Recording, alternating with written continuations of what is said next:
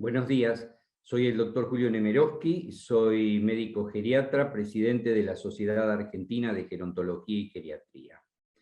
La osteoporosis es una de las entidades nosológicas prevalentes en las personas mayores, pero su real importancia radica en que además de prevalente, su incidencia se incrementa en las cohortes de mayor edad dentro del grupo etario de las personas mayores. Por otra parte, la falta de un diagnóstico oportuno y un tratamiento inadecuado son los factores de riesgo más importantes para que la osteoporosis sea la causa de discapacidad y dependencia. La sarcopenia acompaña en este proceso deleterio a la osteoporosis. El simposio del que ustedes participarán ahora está dirigido a obtener un diagnóstico oportuno que evite el paso a la discapacidad y a la dependencia. En primer término, la doctora María Silvia Larraudé, médica reumatóloga y osteóloga, densitometrista clínica y presidenta actual de la Sociedad Argentina de Osteoporosis, nos hablará del diagnóstico de osteoporosis por densitometría ósea, los errores frecuentes, la evaluación de la fractura vertebral y sarcopenia. Doctora Larraudé, la escuchamos. Muy buenos días. Bueno, quiero agradecer al comité organizador y a la Asociación de Gerontología por la invitación para participar en este congreso y al doctor Nemerovsky por su presentación. Hoy vamos a hablar de la importancia de optimizar el diagnóstico de osteoporosis en el adulto mayor. Estos son mis conflictos de interés. Y bueno, como sabemos, la osteoporosis es una enfermedad que interviene en la salud pública y que se asocia con millones de fracturas a nivel mundial. En la mujer osteoporótica y en el hombre mayor, las fracturas incidentes son altamente asociadas con riesgo subsecuente de fractura, es decir, la fractura que aparece luego de otra fractura. Por lo tanto, hacer un diagnóstico de la densidad mineral ósea por densitometría, detectar las fracturas prevalentes o las fracturas ocultas y hacer un análisis del hueso para poder diagnosticar la osteoporosis es sumamente importante porque nos permite tomar una decisión en el tratamiento de este grupo de pacientes. Cuando hablamos de osteoporosis sabemos que es un desorden esquelético caracterizado por el compromiso de la fortaleza ósea que predispone al riesgo de fractura. Y esta fortaleza ósea está integrada por dos componentes importantes. Por un lado, la densidad ósea, que la medimos a través de la densitometría, y por otro lado, la calidad ósea, que la podemos medir indirectamente por el trabecular bone score a través de la medición densitométrica o por la tomografía computada cuantitativa de alta resolución. Cuando uno tiene una fractura vertebral, muchas veces es asintomática y esto es importante reconocerlo para poder realmente que los pacientes reciban su tratamiento. ¿Por qué es importante? Porque el impacto de la osteoporosis incrementa la morbimortalidad y sabemos que los pacientes que tienen una fractura de cadera, un quinto de los pacientes no sobreviven y un tercio no recuperan la funcionalidad, y esto implica un gasto económico sumamente alto. Y la fractura vertebral no es diagnosticada, es subdiagnosticada muchas veces. Cuando nosotros observamos la probabilidad de fracturas en mujeres, podemos observar que en las primeras etapas, a los 55 años, lo más frecuente son las fracturas de muñeca en la mujer, y luego van en incremento las fracturas vertebrales, y a partir de los 65 años incrementa la probabilidad de fractura de cadera. En el periodo de la menopausia, el incremento de fracturas en la mujer es mucho mayor que en el hombre, pero el hombre también tiene un incremento de fracturas de cadera y fracturas vertebrales.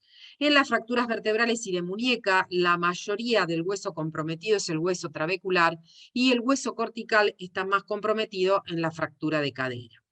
Cuando nosotros hablamos de diagnóstico de osteoporosis, en el año 2020 salieron las guías prácticas de la Asociación Americana de Endocrinología y nosotros podemos hacer diagnóstico de osteoporosis cuando tenemos una densitometría con un T-score menor a menos 2,5 en columna lumbar, en cuello femoral o cadera total o en radio ultradistal, cuando no pueden medirse estos dos primeros lugares como es columna y cadera. Si el paciente tiene una fractura de columna o de cadera de bajo trauma o por fragilidad, esto es diagnóstico de osteoporosis independientemente del valor que tengamos densitométrico. Si el paciente tiene un valor de osteopenia que va entre -1 a -2,5, más una fractura por fragilidad en húmero proximal, en pelvis o en antebrazo distal, ese paciente tiene osteoporosis. O podemos utilizar este valor de osteopenia con una herramienta de cálculo de fractura como es el FRAX, que puede ajustarse por el Trabecular Bone Score, que nos va a permitir ver la columna, y entonces, si tiene una herramienta de cálculo de fractura con un FRAX mayor de 3% en cadera o en fractura osteoporótica mayor del 20%, este paciente requerirá de un tratamiento.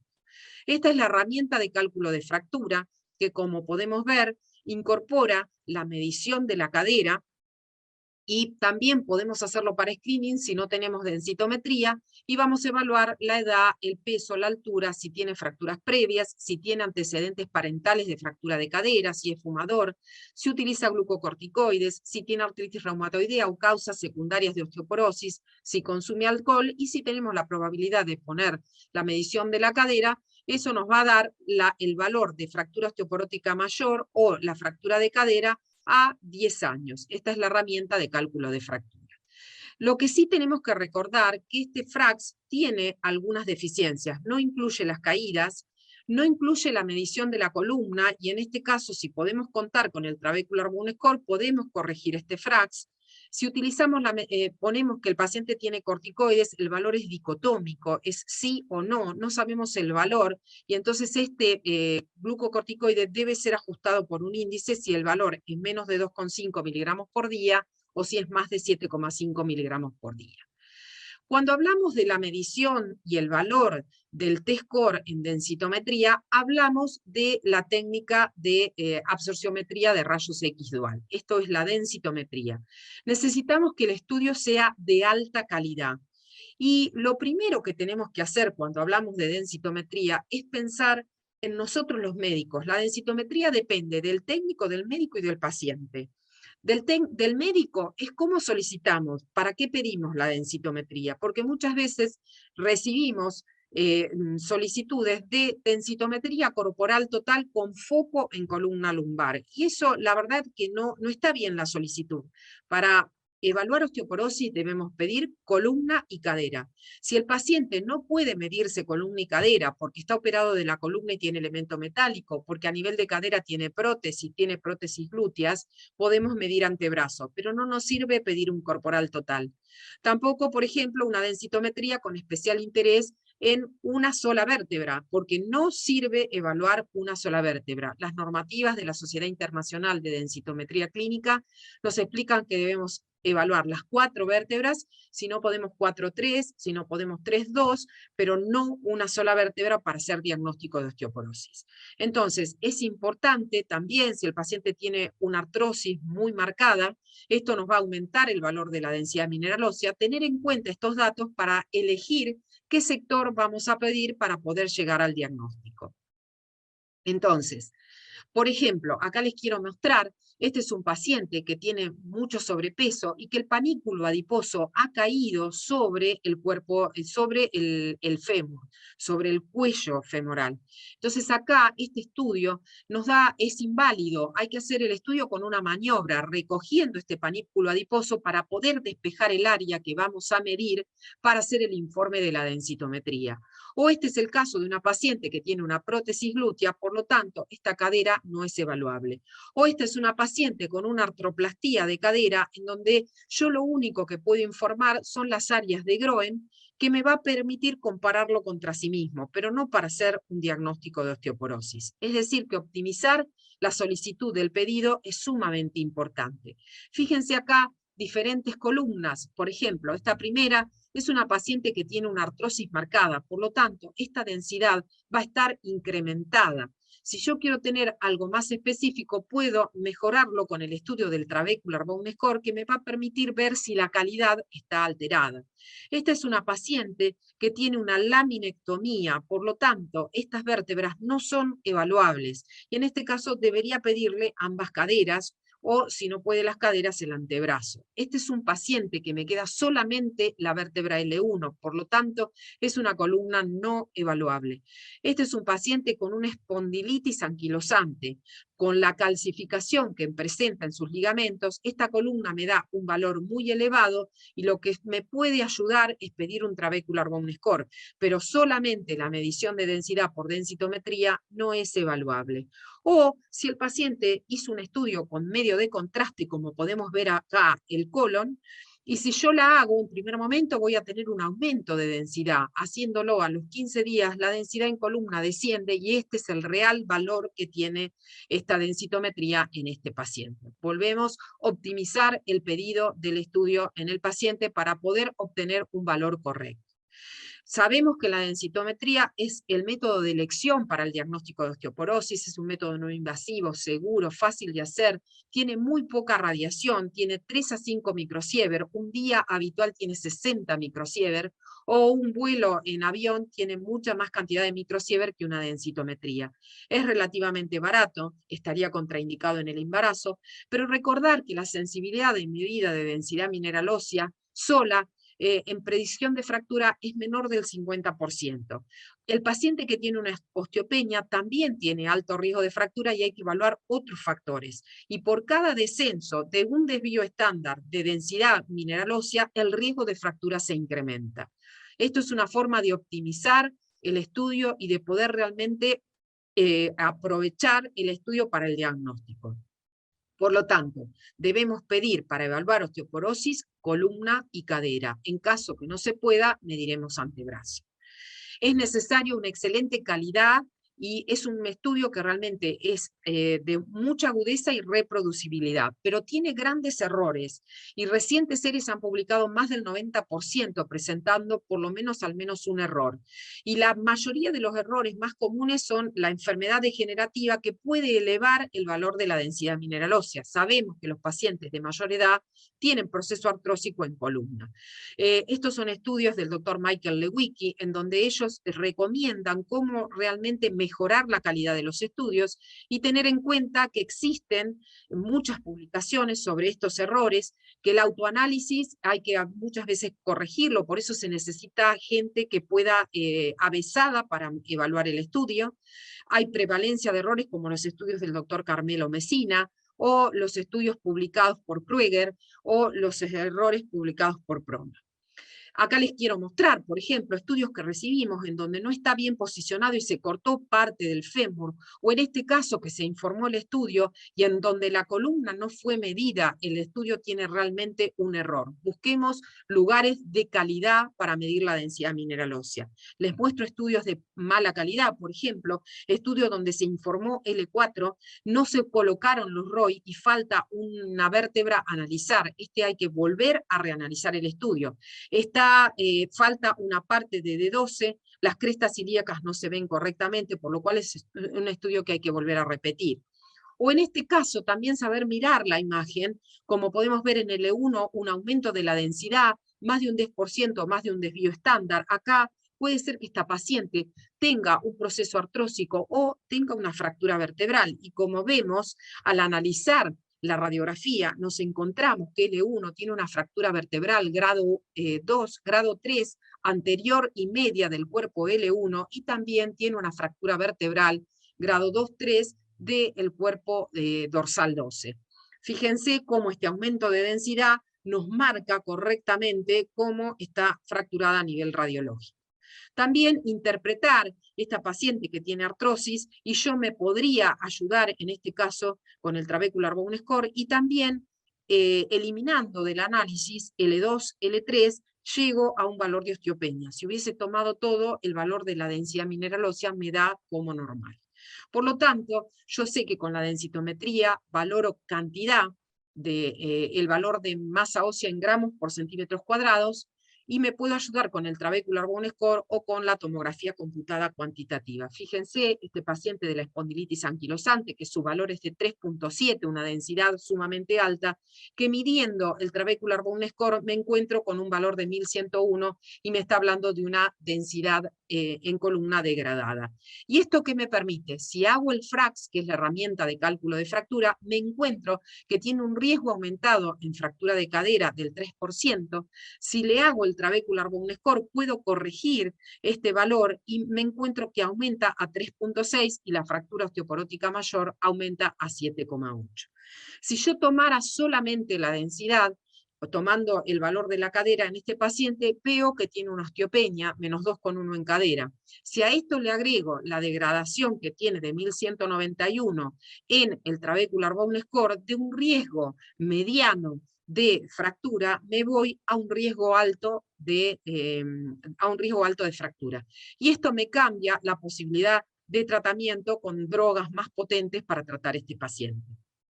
Esto es un estudio de un paciente de 70 años con una artritis psoriásica, que además estaba en tratamiento con corticoides, que comienza un tratamiento con un anti-TNF que va a actuar a nivel del remodelado óseo porque va a disminuir el TNF-alfa y la interleuquina 1, y que además de poder sacar el corticoide, tiene que comenzar por su valor bajo de osteoporosis con, en este caso, el ácido zoledrónico. Vemos como el Trabecular Bone Score al inicio era de 1254 y al año de tratamiento el paciente va mejorando su calidad de ósea, además de su densidad mineral ósea. Recordar que en el seguimiento lo ideal es hacerlo en el mismo lugar y siempre con el mismo equipo, porque si usamos un equipo Lunar, mide de una forma, si lo cambiamos a un equipo Logic no es comparable, porque miden diferentes y habría que hacer una conversión que es bastante complicada, por lo tanto lo ideal es volver a medir con el mismo aparato. Acá les muestro, por ejemplo, cómo van cambiando los diferentes Trabecular Bone Score con los diferentes tipos de tratamiento. Menos se mejora el Trabecular Bone Score con bifosfonatos, mejora mucho más con terapias anabólicas o con el denosumab. Lo mismo en el estudio de SAC, en donde podemos ver que con el alendronato el Trabecular Bone Score no tiene tanto cambio, pero sí mejora, además de aumentar la densidad mineral ósea, con el teriparatide. La fractura vertebral es la fractura más frecuente, es subdiagnosticada y el 30 al 50% de las mujeres van a tener una fractura vertebral y un 20 al 30% de hombres van a experimentar una fractura vertebral. Son asintomáticas, la mayoría son morfométricas y son silentes, por lo tanto, buscar una fractura vertebral es realmente importante. Lo hacemos a través de una radiografía de columna dorsal de perfil, con foco en D7 y de columna lumbar de perfil con foco en L3. Vamos a ver cómo se pierde la similaridad entre la vértebra adyacente, como hay una pérdida de paralelismo, una disrupción del platillo vertebral, y también una discontinuación de la corteza de la vértebra y áreas alteradas en la parte de la corteza vertebral. ¿Qué utilizamos? El método semi-cuantitativo de Shannon para diagnosticar una fractura vertebral de grado leve, donde hay una disminución del 20 al 25% o grado 1, una fractura moderada, grado 2, un descenso anterior, medio o posterior del 25 al 40%, y fracturas severas cuando el descenso es mayor del 40%, que sería la fractura de grado 3.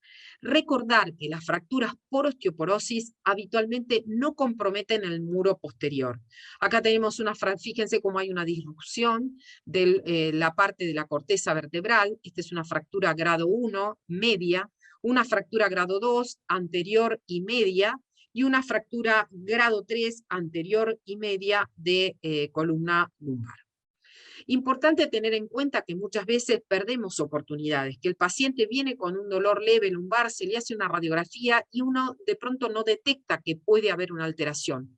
8 semanas posteriores de este dolor que presentó la paciente, podemos ver cómo empieza a descender la vértebra, y si uno quiere saber si esta fractura es aguda, la resonancia magnética nos va a mostrar el edema óseo que perdura hasta casi aproximadamente 6 meses. Entonces, el diagnóstico de la fractura vertebral hace diagnóstico de osteoporosis cuando es una fractura por fragilidad. Fíjense acá, múltiples fracturas. Esto es una paciente con glucocorticoides en donde tiene una fractura dorsal alta, una fractura grado 1 también dorsal, una fractura grado 3, y fíjense otra fractura lumbar grado 3, tanto en L2 y L1. Recordar que una fractura por fragilidad hace diagnóstico de fractura osteoporosis independientemente del valor que yo tenga en la densitometría. Y no nos podemos olvidar que el hueso trabaja en conjunto con el músculo, que el hueso es el depósito de calcio más importante y donde se producen las células mesenquimáticas y donde se genera el ciclo de remodelado óseo que va a estar involucrado para el recambio óseo y en donde van a actuar las diferentes drogas que vamos a utilizar para el tratamiento de la osteoporosis. Y que esto va a tener una conexión con elementos endógenos, con hormonas, con citoquinas inflamatorias, y que también va a tener la parte exógena que tiene que ver con la carga física y la nutrición. Y el músculo es sumamente importante porque es el depósito de glucosa, porque están los aminoácidos, y que tiene una síntesis y degradación de proteínas, y que también se encuentra la miogénesis. Nosotros sabemos que la sarcopenia es sumamente importante y es definida como la disminución de la función del músculo esquelético y de la masa muscular. La sarcopenia está involucrada en la declinación funcional, en las caídas, la fragilidad y la mortalidad. ¿Cómo podemos medir la masa muscular? A través de la densitometría. Esto nos va a dar la cantidad de masa que tiene el paciente y después vamos a tener los diferentes test que van a evaluar la calidad muscular. Sabemos que el índice de músculo esquelético apendicular, que se mide en kilos por metros cuadrados, lo vamos a medir por la densitometría. Después vamos a tener la medición de la fuerza muscular, la medición de otros elementos como podrían ser levantarse de la silla y las caminatas para poder llegar al diagnóstico completo de la sarcopenia. Entonces, por densitometría podemos llegar, este es el esquema que vamos a tener, y vamos a llegar a utilizar el índice de músculo esquelético apendicular, el índice de masa grasa, el índice de masa magra, la relación androide-ginoide y el porcentaje de grasa, que lo vamos a hacer a través de la medición de la densitometría. En el hombre tiene que ser menor de 7, en la mujer menor de 5.5. Y así vamos a obtener estos elementos para poder ayudarnos al diagnóstico de sarcopenia. Sabemos que la combinación de osteoporosis más sarcopenia nos da el diagnóstico de sarcoporosis, y es importantísimo poder trabajar sobre lo que sería la osteopenia y la osteoporosis y la disminución de la masa muscular. Nosotros tenemos que a lo largo del tiempo nuestra masa ósea va a disminuir, también va a disminuir muchas veces la masa muscular, y empieza a incrementarse un grado de inflamación, y cuando incrementa la masa grasa, que esto ocurre a medida que vamos envejeciendo, si esto es muy importante y llega a la obesidad, vamos a tener otra entidad que es la obesidad osteosarcopénica. Recordar que nosotros tenemos un pico de masa ósea que llegamos a los 25-30 años y luego va en declinación, lo mismo la masa muscular, y a medida que vamos creciendo incrementamos lentamente un bajo grado de inflamación y incrementamos la masa grasa, que va a interferir en la formación de la masa ósea y también en la masa muscular. Por lo tanto, debemos tener, para llegar al diagnóstico de osteoporosis, un buen diagnóstico a través de buenos estudios, de un buen estudio densitométrico y de un estudio radiológico para hacer diagnóstico de fracturas. Medir factores de riesgo que nos van a permitir, a través de herramientas de cálculo de fractura, saber cuál es el riesgo del paciente, para poder decidir el tratamiento óptimo de nuestros pacientes. Bueno, y ahora después van a ver cómo siguen el riesgo de fractura, que es sumamente importante para los pacientes. Agradezco su atención y muchísimas gracias.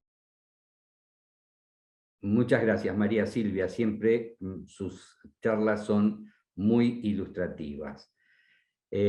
Ahora voy a presentar al doctor José Luis Mansur, médico endocrinólogo y osteólogo, expresidente de la Sociedad Argentina de Osteoporosis, quien nos va a ilustrar sobre el tema estratificación del riesgo de fracturas.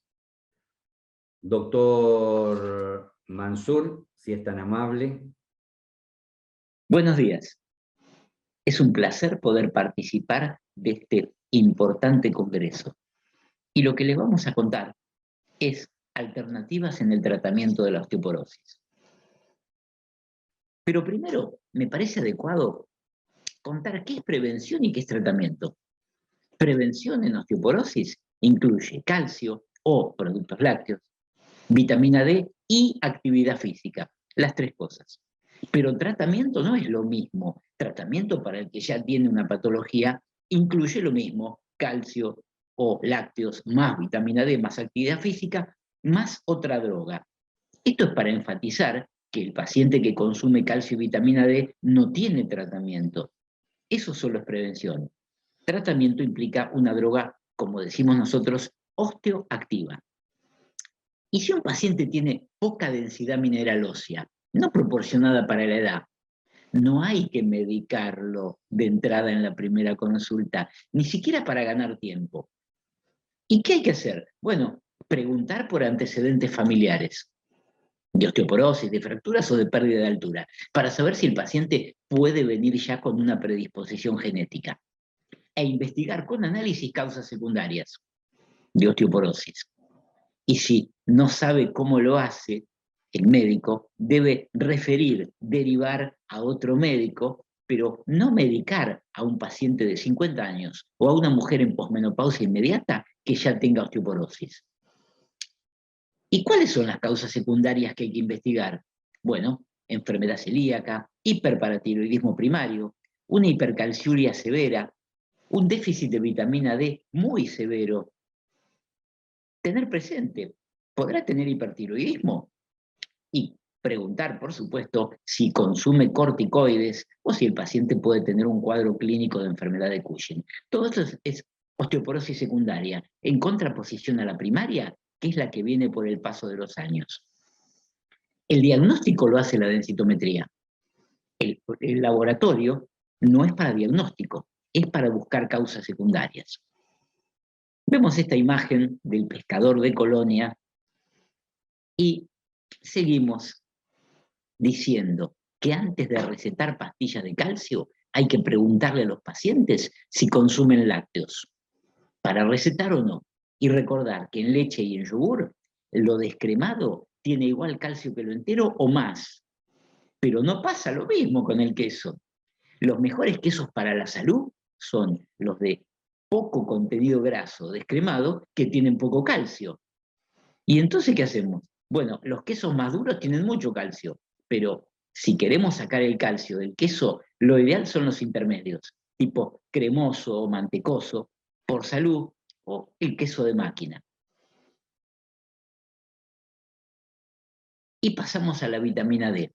Y les quiero mostrar esta escalera que hemos inventado, que trata de ver cómo a lo largo del tiempo la vitamina D ha servido para distintas cosas y con distinta dosis. Año 1800 servía para el raquitismo, que apareció en ese momento. Alcanzaba con poca dosis y un nivel en sangre de 10 nanogramos por mililitro. Casi 200 años después, con la osteoporosis, la dosis se eleva a 800 a 1000 unidades día, o sus equivalentes, semanal o mensual, mientras que el nivel en sangre puede ser de 20, ideal para la IOM, Institute of Medicine, o de 30 para la Endocrine Society. Pero esos niveles son para la osteoporosis. El gran desafío es el escalón de arriba. A partir de la pandemia del año 2020, queda en claro el efecto sobre el sistema inmune de la vitamina D, pero además si previene otras patologías. Todas las autoinmunes, cáncer, un montón de enfermedades que se asocian a poca vitamina D, pero si eso ocurre, no es con la dosis de osteoporosis, es con más de 2000 o hasta 5000 unidades día o equivalente semanal o mensual y con un nivel en sangre por lo menos mayor de 40 nanogramos por mililitro de 25 vitamina D. Y esto lo empezamos a poner ya en el año 2013 en esta publicación de la Federación Argentina de Sociedades de Endocrinología sobre diagnóstico, prevención y tratamiento de la hipovitaminosis D. Y ahí escribíamos que deben considerarse 2 etapas en el tratamiento. Una primera etapa para la gente que tiene deficiencia, para corregir el déficit, con dosis más altas. Y una segunda etapa recién de mantenimiento.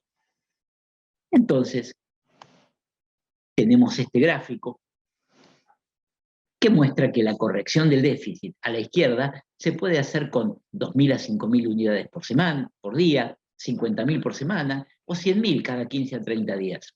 Y ver a los 3 meses o un poco más adelante si el paciente tiene más de 30 nanogramos por mililitro.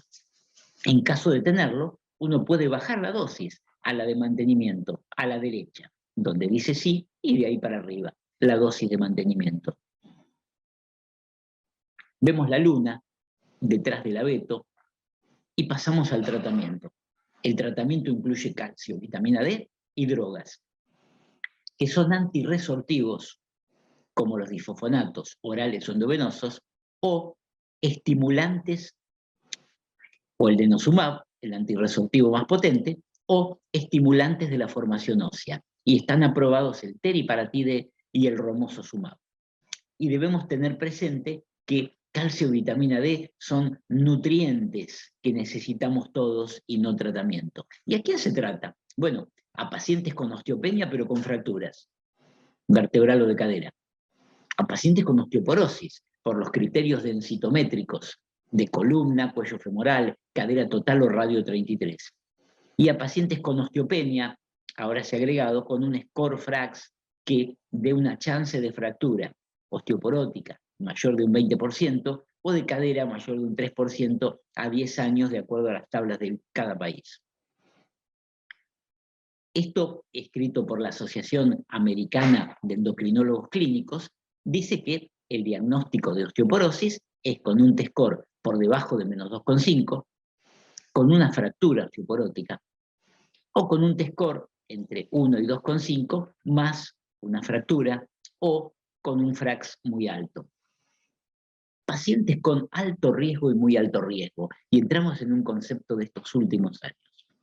Pacientes de alto riesgo deben recibir difosfonatos u otro antirresortivo, pero los de muy alto riesgo, denosumab, zoledronato o anabólicos.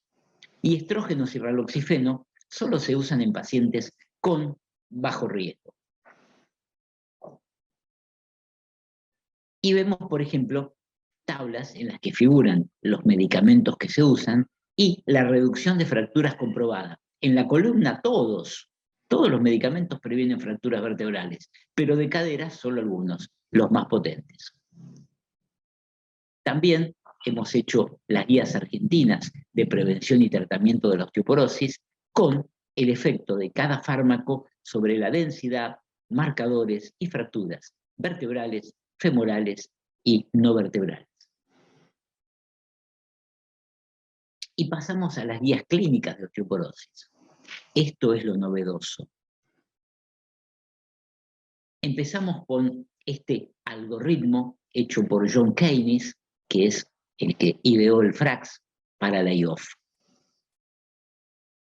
Y en este algoritmo para el manejo de fracturas se basa en el FRAX, que mide el riesgo de fractura de cadera a 10 años o fracturas clínicas de columna, cadera, antebrazo o húmero, con un umbral para la intervención, y se agrega que los riesgos de alto y muy alto necesitan tratamiento anabólico, es decir, estimulante de la formación, seguido de medicaciones antirresortivas posteriormente. Y acá vemos lo que acabo de decir para el estudio de Keynes, en el cual arriba el muy alto riesgo, a la derecha dice considere tratamiento anabólico, es decir, teriparatide o romosozumab, seguido posteriormente de un antirresortivo. Siempre tratamiento secuencial. Primero el anabólico y después el antirresortivo. En el medio, alto riesgo, dice considerar bifosfonato u otro inhibidor de la resorción como el denosumab. Y abajo, bajo riesgo, en el cual hay que ver si el paciente necesita tratamiento o es solo calcio o vitamina D, y considerar terapia hormonal de reemplazo, es decir, estrógenos o raloxifeno. Esta publicación es de Richard Eastle y otros famosos investigadores como Rosen, Dennis Bach, por ejemplo, y es de la Endocrine Society. En el año 2019, ellos dicen, a la izquierda, que bajo riesgo es la gente que no tuvo fracturas y tiene un score mayor a -1. Segundo, en el verde más clarito, riesgo moderado, la gente sin fracturas previas y con un T-score que está superior a entre 1 y -2,5 en definitiva, y con un FRAX que esté normal.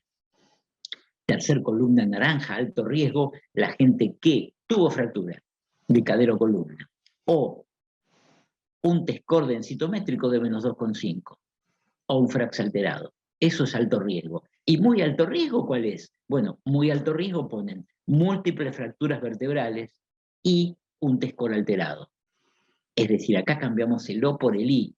Y para la Endocrine Society 2019, el trabajo de Richard Eastle, muy alto riesgo es múltiples fracturas vertebrales y T-score de osteoporosis.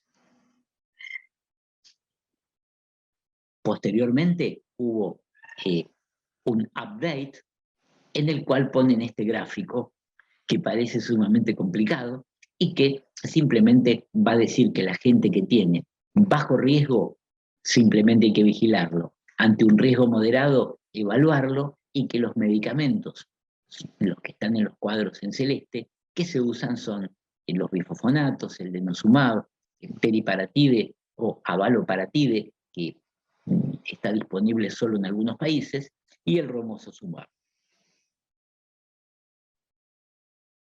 La Asociación Americana de Endocrinólogos Clínicos hace su update en el 2020, el primer autor es Camacho, en el cual dicen y clasifican como muy alto riesgo y alto riesgo. Y para ellos, muy alto riesgo es el paciente. O vamos a empezar por abajo, alto riesgo. Alto riesgo es el paciente que tuvo una fractura hace más de un año, de columna o de cadera hace más de un año, con un T-score que esté peor de -2,5 y un FRAX alterado. Eso es alto riesgo. Y alguien de alto riesgo se puede tratar con bifosfonatos orales o endovenosos o con denosumab, con un control de DEXA y suspensión posteriormente con vacaciones solo para bifosfonatos, no para denosumab, después de 5 años. Eso es el alto riesgo. ¿Y el muy alto riesgo cuál es? Bueno, la fractura reciente, hace menos de un año.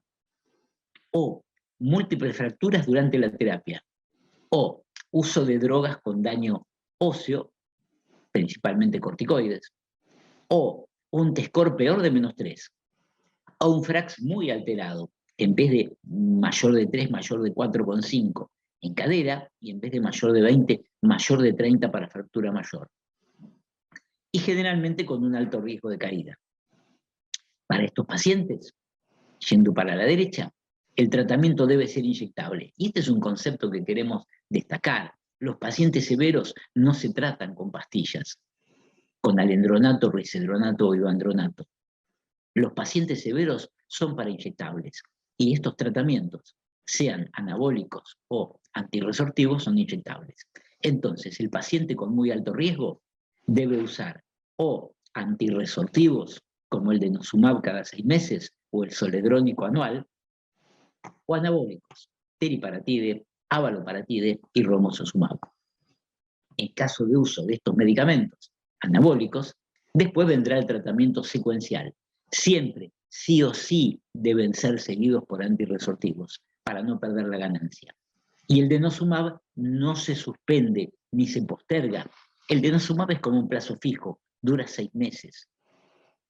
Pasados los 6 meses, los osteoclastos se despiertan, se activan y se pierde calcio. Y se empieza a perder lo que costó tiempo, esfuerzo y dinero de ganar. ¿Qué pacientes hay que tratar? Bueno, no podemos dejar de tratar a la gente con alto riesgo de fractura, a los que tienen muy alto riesgo, o a los que tienen riesgo inminente de fractura. ¿Riesgo inminente? Bueno, este es un concepto también de los últimos años, muy interesante, que se define como el riesgo de una nueva fractura a corto plazo en los que tuvieron una previa. Es decir, el que tuvo una fractura tiene un riesgo de repetirla en los 2 primeros años, sobre todo el primer año, muy grande. Y esa primera fractura se le llama fractura índice o centinela. Y tienen un riesgo 2 a 4 veces mayor que los que nunca tuvieron una fractura. De repetirlo. Es máximo en los 2 años después de la fractura índice, y también se puede extender esta definición a algunos pacientes especiales que no tienen fracturas. ¿Cuáles? Bueno, los que tienen altas dosis de corticoides, múltiples fracturas, aunque sean anteriores, una DMO muy baja, es decir, peor que -3, o gente muy frágil de edad sin músculo. La fractura previa es el más importante determinante de una fractura futura. Y una fractura reciente es predictor de que se pueda repetir y entra en la definición de inminente.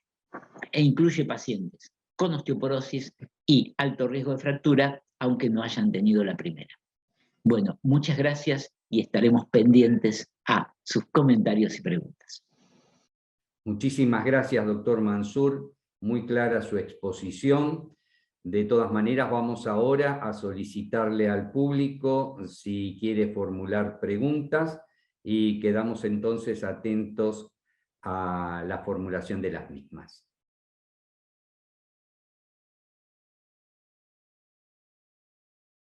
Bueno, nuevamente muchísimas gracias, doctor Mansur. Excelente la presentación y bueno, te reitero también la tuya, María Silvia Larroude. Un placer tenerlos acá en esta mesa. Yo tengo algunas preguntas para ustedes. Voy a ir a la primera pregunta referida a la obesidad sarcopénica, María Silvia. Cuando nosotros hablamos de obesidad sarcopénica, sabemos la existencia de la infiltración grasa a nivel del músculo, eso que le da el aspecto de marmolización, ¿no es cierto? En cuanto a la densitometría ósea, perdón, a la densitometría por absorción de rayos X, ¿tenemos la posibilidad de distinguir esa obesidad sarcopénica en particular? Hola, ¿cómo están? Bueno, no, lamentablemente con la densitometría lo que nosotros podemos hacer es calcular el porcentaje de grasa que tiene y poder hacer un índice de músculo esquelético apendicular. La infiltración la vamos a ver a través de una resonancia magnética y de hecho hoy por hoy se pueden hacer acá en Argentina, poder visualizar cómo se va infiltrando el músculo y cómo se va infiltrando incluso el hueso. Así que por densitometría solamente calculamos los índices que nos sirven para hacer el diagnóstico de sarcopenia, pero no esta infiltración específica del músculo. Y cuando nos referimos, por ejemplo, a la bioimpedancia, ¿estamos con la misma dificultad? En realidad, eso nos permite por ahí hacer la magnitud de los pliegues, pero no podemos ver específicamente esa infiltración exacta del músculo que lo logramos a través, ya te digo, de la resonancia magnética o de una tomografía que nos permite ver específicamente esa infiltración. Perfecto. Doctor Mansur, la pregunta concreta referida al tratamiento de la osteoporosis. Cuando nosotros vemos en esta clasificación por grados, ¿no es cierto?, leve o grave de la osteopenia, de la osteoporosis, ¿estamos en condiciones de instituir los mismos tratamientos en estos diferentes grados de la clasificación de osteoporosis? Gracias, doctor Neverovsky. Y a mí me pone muy contento que sé que en vivo nos ha escuchado muchísima gente y sé que hay muchas preguntas, cosa que, bueno, siempre es una alegría. Un poco el concepto es que un paciente con osteoporosis leve, y quiero decir que tiene una densitometría por debajo de -2,5, pero sin fracturas, es el que puede tratarse con difosfonatos orales, que son muy usados. Es lo más usado en Argentina. Y Argentina tiene una particularidad. Acá se usa mucho el ivandronato. Y en otros países no. Se usa, por ejemplo, más el alendronato o el risedronato. Y esa diferencia yo creo que se debe a un agresivo marketing del ivandronato. Pero bueno, al concepto es que los leves pueden estar con pastillas, pero la gente que tiene una osteoporosis severa, y esto quiero decir muy por debajo de -3, o que tiene fracturas, se va a beneficiar sin duda mucho más con medicamentos inyectables. Y esos inyectables pueden ser el zoledronato, que es anual, endovenoso en goteo, el denosumab subcutáneo cada 6 meses, y he nombrado 2 antirresortivos, o los estimulantes de la formación, teriparatide, o ahora el romosozumab, que serían especialmente útiles en gente con fracturas múltiples. Entonces, si alguien tiene muchas vértebras fracturadas, lo ideal es un estimulante de la formación, teriparatide o romosozumab, y estos son seguidos posteriormente de antirresortivos. Muchísimas gracias, muy claro, muy claro. Doctora Mansur, nos preguntan si la densitometría del calcáneo es útil. En realidad esas se hacen como screening, pero no para hacer el diagnóstico y el seguimiento de tratamiento en los pacientes con osteoporosis. Si uno hace una de calcáneo, tiene que corroborarlo con una densitometría de columna y cadera. Y recordar que en el paciente añoso, la densitometría de columna puede estar sobrevalorada por el proceso artrósico y podemos requerir la utilización del trabecular bone score o de alguna otra región para poder hacer el diagnóstico, y siempre en estos pacientes el par radiológico para poder detectar la fractura vertebral. Y yo quería hacer solamente un agregado a lo del tratamiento, recordar de medir el índice, el clearance de creatinina, porque los bifosfonatos con un clearance menor a 35 mililitros minuto están contraindicados. Y estamos hablando de pacientes añosos. Y ahí tenemos una excelente opción, que es el denosumab, como mencionó Mansur, pero me parece una buena acotación. Hay una pregunta relacionada, y bueno, además de agradecer la presentación, le preguntan si en cuanto al tratamiento de la osteoporosis, ¿por cuánto tiempo mantenemos el tratamiento en pacientes añosos que en algún momento de su vida recibieron previamente bifosfonatos, y si se puede repetir el tratamiento? Marita, si querés la compartimos la respuesta. Dale. Me anticipo un poco, siempre preguntan difosfonatos por cuánto tiempo. Bueno, en una época cuando surgieron pensamos que eran para toda la vida, pero encontrar que el turnover disminuido podía traer problemas, y esos problemas son osteonecrosis mandibular o fractura por debajo del trocánter, llevó a el concepto de que no más de 5 años. Difosfonatos no más de 5 años. En realidad, uno a los 3 años tendría que reevaluar, ¿sigo o no sigo? Si el paciente está bien, uno podría continuar solamente con lácteos y vitamina D. Si el paciente sigue en riesgo densitométrico, continuaría con difosfonatos hasta 5 años. ¿Y a los 5 años qué hacemos? Bueno, no se queda sin tratamiento. Si el paciente es de riesgo, uno debería cambiar el tratamiento por otro, es decir, o denosumab o un estimulante de la formación, generalmente denosumab, si el paciente es de riesgo. Si no, quedará solo con lácteos y vitamina D. Marita. Yo creo que un concepto que estamos teniendo hoy por hoy es la expectativa de vida aumentó, entonces el paciente añoso también requiere tratamiento. Estratificar el riesgo anualmente, como lo mencionó José Luis en su charla, o sea, calcular el FRAX, ver si no tuvo fracturas con el par radiológico, medir la densitometría, siempre en el mismo lugar para poder comparar. No comparen un Hologic con un Lunar porque les va a medir diferente, siempre con el mismo aparato. Si es un Lunar, seguimos con Lunar; si es un Hologic, seguimos con un Hologic, pero siempre reestratificar y ver si ese paciente requiere o no tratamiento. Y algo fundamental, mejorar la masa muscular.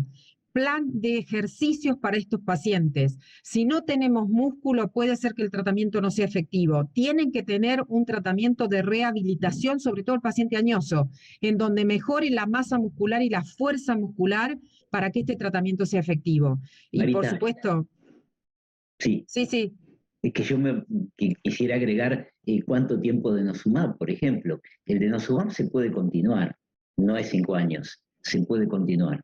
Y con respecto a si se pueden repetir los difosfonatos, sí, uno puede volver a hacer ciclos. Y también si un paciente lo trataron 2 años o 3 y después no se trató un buen tiempo, bueno, ahí ya se reactivaron los osteoblastos y uno podría volver a usar difosfonatos porque hubo un tiempo de descanso en el cual el hueso se reactivó. Recordar que el denosumab, si lo voy a aplicar y lo voy a suspender, o el paciente tuvo un problema y no lo pudo aplicar, le tengo que dar un bifosfonato por lo menos 1 año o 9 meses, porque el mecanismo de acción es de una forma reversible y eso puede reactivar y generarle fracturas. Entonces, nunca puedo abandonar el tratamiento del denosumab sin agregarle un antirresortivo posterior. Eso es fundamental para evitar un rebound del tratamiento. Perfecto, ahí ya tenemos respuesta a otras 2 preguntas que habían surgido. Ahora tengo otra pregunta, doctor Mansur. Hablando de las fracturas por fragilidad y en presencia de una fractura de cadera, ¿cuándo podría iniciarse el tratamiento con un antirresortivo? Me gusta la pregunta. La respuesta es en cualquier momento. Y hubo una publicación hace ya unos cuantos años que les inyectaban el ácido zoledrónico, el zoledronato, en infusión en la misma internación de la cirugía. Esto es interesante, porque no retrasa la consolidación, no trae problemas, y el paciente ya se iba del hospital con el zoledronato puesto, que le duraría por 1 año. Recordar que siempre con antirresortivos potentes el paciente tiene que tener un buen nivel de vitamina D, tiene que tomar, y tomar calcio o, como dije, consumir lácteos. Y en el caso de los añosos, perdón, hacer una valoración cardiológica, porque se ha descrito con los intravenosos el tema de la fibrilación auricular. Entonces, control cardiológico antes de la aplicación de los endovenosos. Y ahí viene entonces, a raíz de tu comentario, José Luis, esta otra pregunta. ¿Cuál sería el nivel recomendado de vitamina D como meta de reposición? ¿Y a partir de cuál valor recomiendan iniciar reposición? Bien, este es mi tema.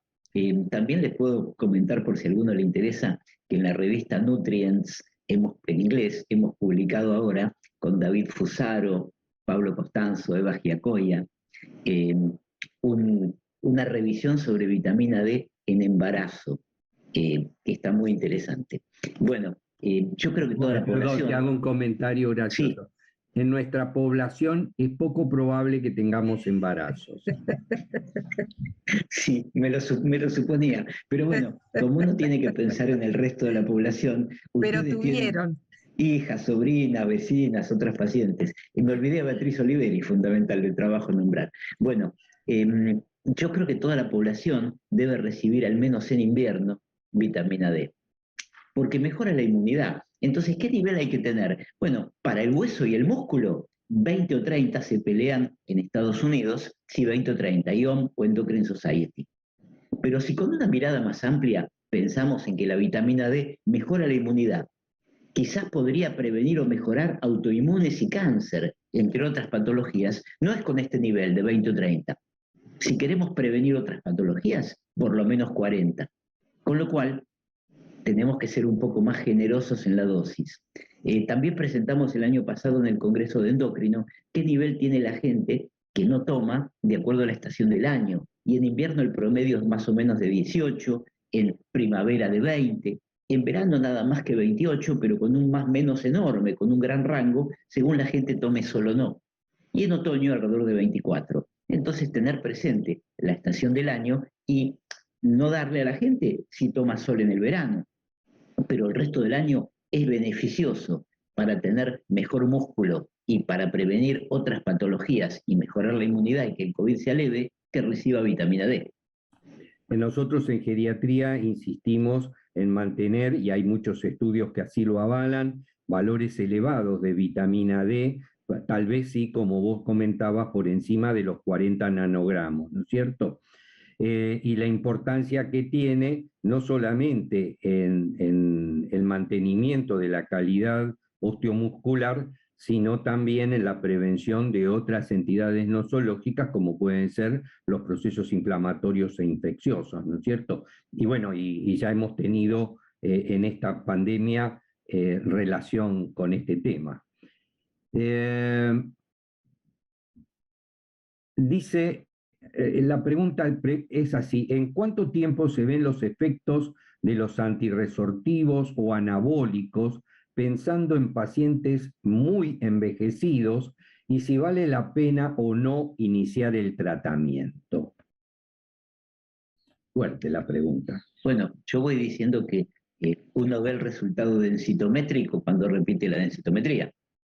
Generalmente al año vemos el resultado densitométrico. Antes suponemos que está haciendo efecto, pero no lo estamos viendo. Si le pedimos un crosslapse o CTX en sangre a los 6 meses, vamos a observar que generalmente disminuye, con lo cual decimos, bueno, vamos bien, la próxima densitometría va a ser mejor.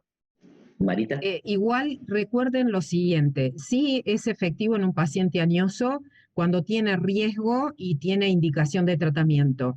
El porcentaje de cambio de una densitometría con bifosfonatos va a ser de un 1 a un 2% los primeros 3 años y luego por mecanismo de acción va a entrar en una meseta. Por lo tanto, si yo busco en la densitometría ganancia de densitometría, no la voy a encontrar. Lo que tengo que ver es que no disminuya, no pierda más de un 10% de masa ósea o no tenga una fractura vertebral. Mantener estable esa densitometría es importante.